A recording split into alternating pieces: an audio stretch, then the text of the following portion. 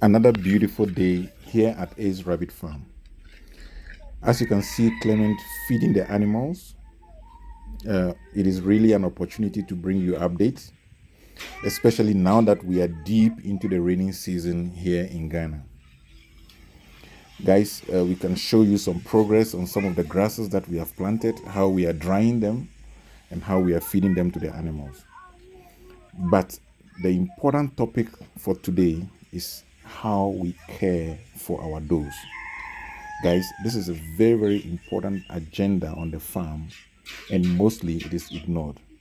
And therefore, I find it necessary, since this channel has always been an educative content for new and upcoming rabbit farmers, we find it important to just isolate this topic and give it a fair amount of treatment on how we take care of our does.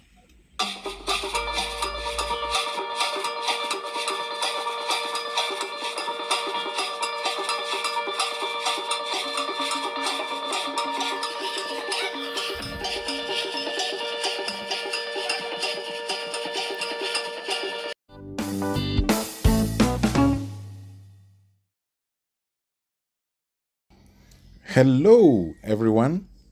Hi. Once again, guys, you're welcome to Ace Rabbit Farm. It has been a while, I know. But I see that the education content that we have on our channel are actually helping many farmers, new upcoming farmers, to continue to improve on their rabbit project. And that for us is a joy here at Ace Farm.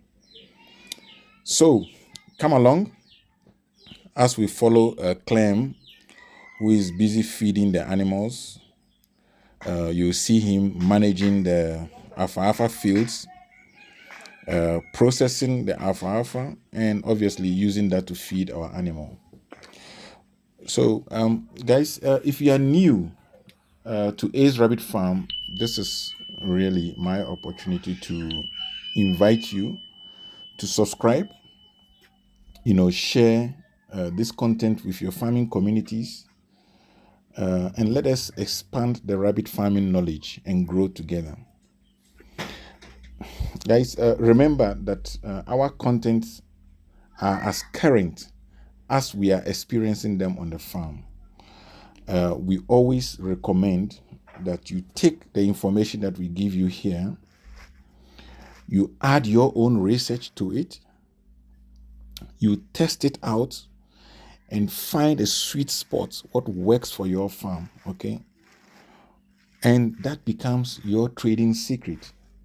So, while we are doing all of this, guys, do not forget to send your questions through, because your questions will guide us to understand what else we need to be discussing out there. So do not forget to send your comments, your questions, your queries. Guys, our contact is always available, and I interact with a number of people.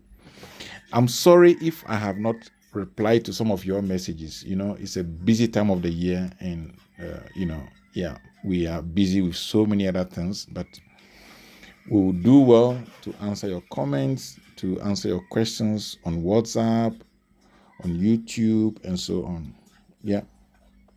So do not forget to send your comments through, to give this video a thumbs up, a like, and share with your community, so together we can grow. Phew. Guys, alfalfa, you see Clement going through the alfalfa field. Alfalfa is such a very precious plant. So as part of the farm update, I'm sharing that information with you. You can see we have a very small portion of the farm that is dedicated to growing alfalfa.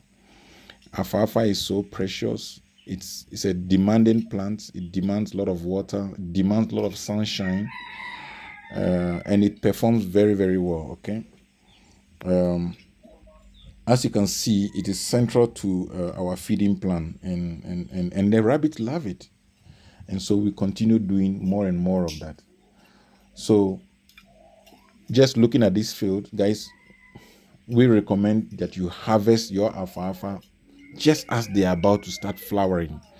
because you don't want all the nutrients to go into the flowering, right? So just as they're about to start flowering, that is when you start harvesting. Harvest before the flower. Grow your own plant in a clean environment. Don't go and cut from somewhere in the bush where you don't know what contaminants or agrochemicals has been sprayed there. And therefore, we always encourage you to grow your own grass, okay? Whatever you do, always dry this grass very well before feeding to your animals. I know it is always difficult to express this particular point. Guys, your rabbit, you give them water anyway. So all I'm asking for is just dry the grasses, the leaves, whatever you give them, wilt them, dry them before you give to your rabbit, just to ensure, especially now that we are in the tropics, it is actually so dangerous feeding these animals, wet grasses, which may contain some phytochemicals, and some of them are even high in sugar. So guys, just dry them and you should be fine. Okay. All right. So as you can see, we are drying them here at Ace Rabbit Farm. Okay. Good. Enough said about the farm update, guys. Let's jump into the real topic, the topic that is of so much importance to this conversation. And that is about caring for our does, our queens, the production unit of our farm. Yeah. So, back to the topic of this content today. It's all about how do we care for our doe such that we can retain that asset to perform at the best that it can. So, guys, our does are the production house of the farm. And it is in the best interest of the farmer, it's the best interest of the business to ensure that these assets are in top shape, are in top production capable until the lifespan of that particular asset. And indeed, it's not only just caring for the doe, but whatever care that you give the doe will also translate to caring for the bunnies. Okay? So it is quite an interesting topic, but you know how we do it here at Ace Rabbit Farm. Guys, I've taken the time and broken it down into 4 key areas, okay? The first area is really about the space, the environment. Excuse me. The second area will be the feed. The third area will be some kind of therapy, some kind of medication, some kind of vitamin treatment. And then the fourth really is about timing, when to rebreed. How do you manage this particular doe asset on your farm? So guys, that is in a summary the 4 areas that we are going to look at. Okay? So when it comes to the space, guys, we've always known this. Space gives a peace of mind. Okay? It provides a quieter shelter, an environment that the animal feels secure and safe. So, of course, a neat environment, a clean environment, a dry environment, an area with less noise, an area that creates the comfort of no sign of danger. When this happens, your doe is at comfort, and therefore it can perform the duty of nursing the bunnies and raising them to maturity. Okay, so if you look at some of the nesting boxes, sometimes they keep them far away from where the doe cage is, or sometimes they even put some covers on top of it so that it provides a cool, quiet, dark environment where the bunnies can thrive. Obviously, these nesting boxes and the space overall should be sufficient so that the doe can freely move around. Okay, so when you are designing your doe cages, these are some of the things that you need to bear in mind. In fact, we are playing with a concept, and I think I shared it with one of the guys who raised the question. I'm waiting for him to send me comments, okay? Or maybe it's an opportunity for you to send comments on how you would go about designing your doe cages to ensure that space, utilization of the space is paramount to the welfare of the doe. Okay, so now let's jump straight onto the feed. Guys, you've always known our lessons here at Ace Rabbit Farm. Feed good quality feed, a balanced feed, an unlimited supply of hay, rich in protein, calcium, vitamin, to improve production of milk. Guys, this doe perhaps is giving birth to 8, 10, even 13 bunnies, will be going through a lot of stress. All these bunnies are depending on the doe for their nutrition, for their own sustenance. So guess what? It is about quantity and quality. So you have to supply the doe unlimited feed, good quality feed, grasses, alfalfa if you have them, the herbs, the salad bowl. Remember the salad bowl? Absolutely.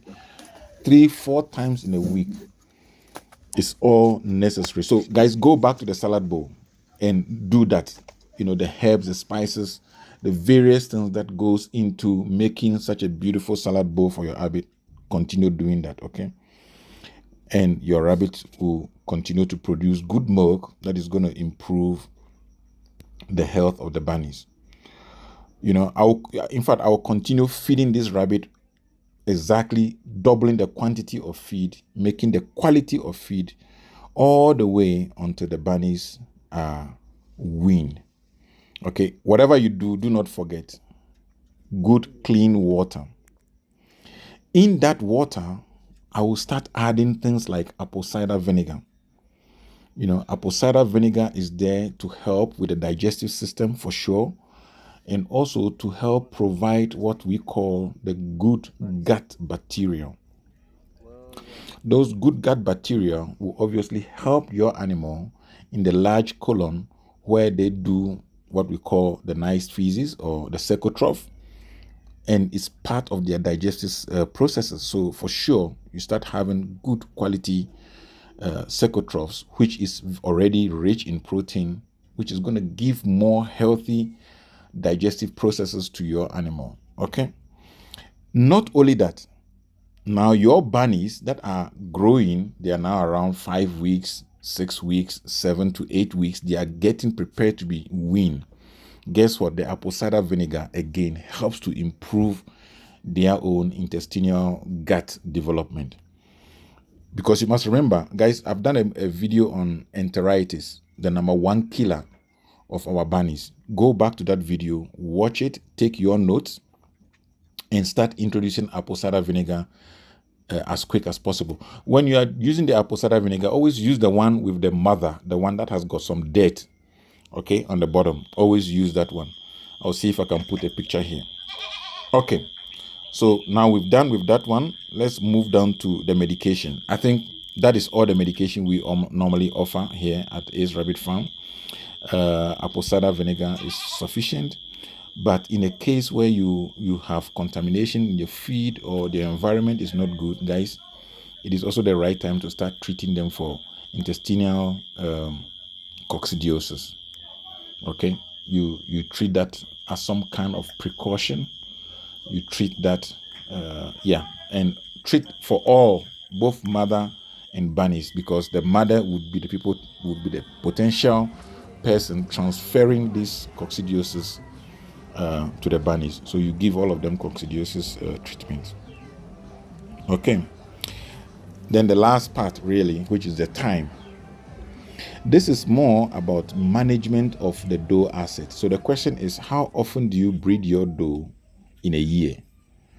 Okay. Some people talk about 5 times. Some people even talk about 6 times. Guys, no. That is too much stress for the animal.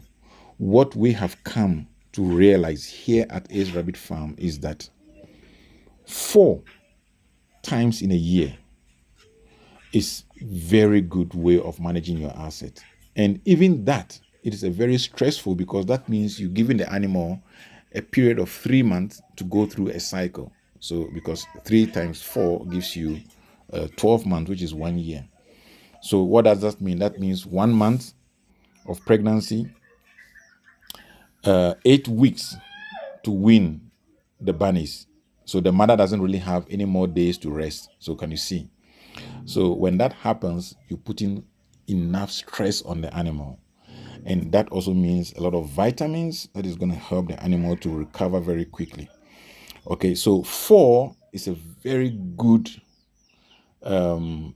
timing or time management around your production. Okay, but listen, if you are successful with 3, thumbs up is good, but 4 is excellent. Anything above 4, I think you are putting your dough under stress, and I will not recommend it.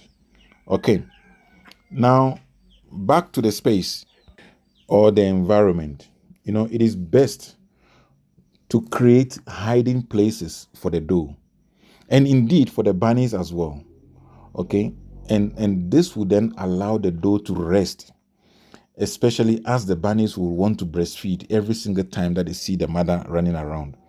Okay, and that chasing of the mother running away, fighting them, is all stressful for the dough, and that does not allow the dough to rest. So very soon you start seeing your dough looking very weak and so forth and so on. But guys, that for me has been the secret on how to manage and maintain these queens on our farm. They are queens. They are the production house of the farm, and therefore we need to treat them with care. Okay. Yeah. So that for me is the story today.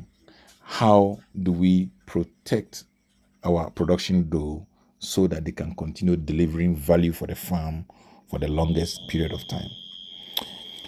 Guys, I hope this has been a very useful session. I hope you've taken your notes.